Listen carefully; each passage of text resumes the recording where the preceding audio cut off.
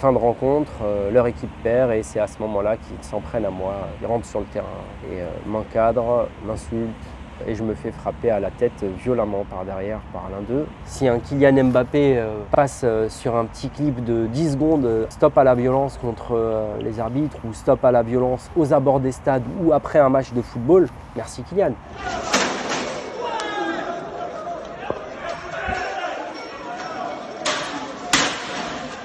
Samir Belaïd, vous êtes arbitre amateur.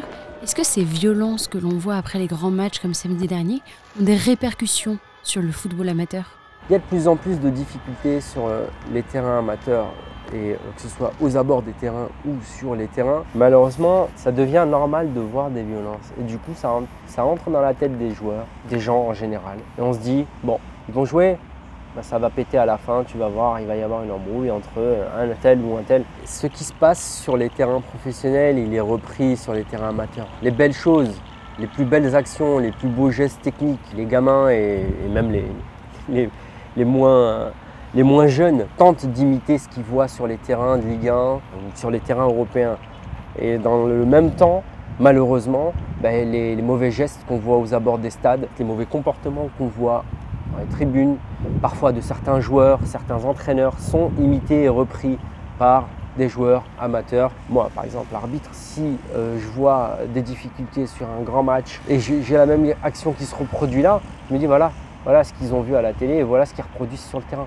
Faire un tête-à-tête contre un arbitre pour contester une décision, c'est quelque chose qu'on ne doit pas voir sur les terrains amateurs. Moi, personnellement, en tant qu'arbitre au district de Paris, j'ai déjà eu ces situations où j'ai quelqu'un en face à face qui vient contester une décision que je prends. C'est quelque chose qui nous rajoute du travail en tant que bénévole, en tant qu'arbitre, en tant qu'entraîneur. On a des difficultés à passer les bons messages, à contenir nos joueurs, contenir des déceptions.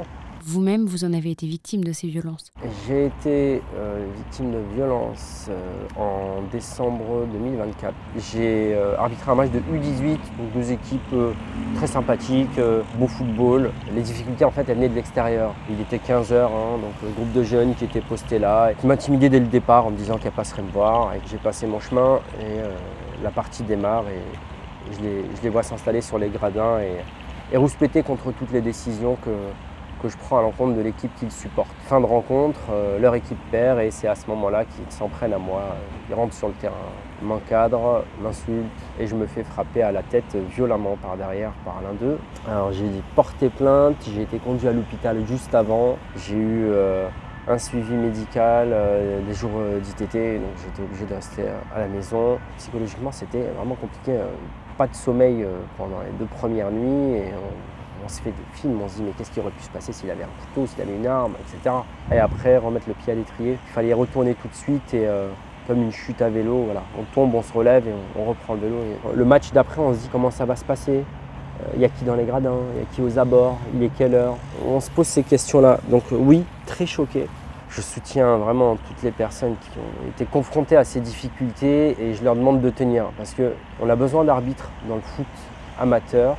Il y a malheureusement 20% des arbitres qui ne re-signent pas une année après avoir fini leur première année.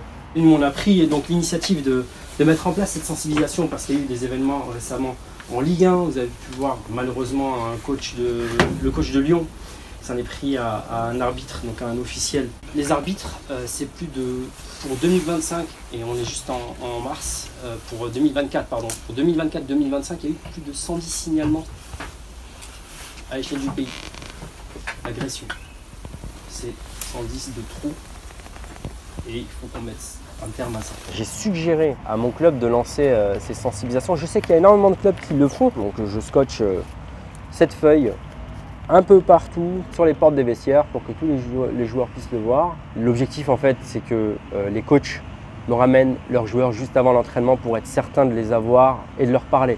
Plus ils sont jeunes, plus c'est facile de leur parler et plus ils grandissent, plus il faut convaincre, passer un message et les ramener. Je commence par lui expliquer que s'il est là, c'est qu'il aime le foot. S'il vient au match un dimanche, qu'il met ses chaussettes, son short et son maillot, il n'est pas venu pour s'en prendre à un adversaire ou à un arbitre. Il est venu pour jouer au ballon. et respecter les règles. Et globalement, ils sont très à l'écoute. Les entraîneurs nous sont d'une très grande aide. C'est eux qui fédèrent leurs joueurs, qui boostent leurs joueurs, qui passent ces messages de sensibilisation, respect des décisions arbitrales, politesse, courtoisie, fair play. On s'en prend à l'arbitre? Non, on passe par son capitaine. On a son coach qui est à côté. On essaie de parler avec l'entraîneur. C'est des choses simples qu'il faut leur répéter. Le football doit pouvoir nous permettre de diffuser les valeurs de respect, des décisions, de justice, d'équité, de self-control, de fair play. En fait, c'est un temps qu'il faut prendre en plus de l'entraînement. Ce qu'il faut, c'est profiter du fait que ce soit le sport le plus populaire en France, qu'on a le plus grand nombre de licenciés, et transformer le tir et faire en sorte qu'il y ait des messages forts qui passent. Et à l'échelle nationale, ça doit passer par quoi? J'aurais bien aimé entendre les stars du foot français s'élever contre ces violences. Ce qui se passe aux abords des terrains et à la suite des événements sportifs comme cette finale qui a été jouée par le PSG, ce sont des moments pendant lesquels j'aimerais bien entendre un grand joueur de foot professionnel montrer la voie à ses collègues. Stop aux violences après la finale, c'est inadmissible. Calmez-vous, apaisez la situation.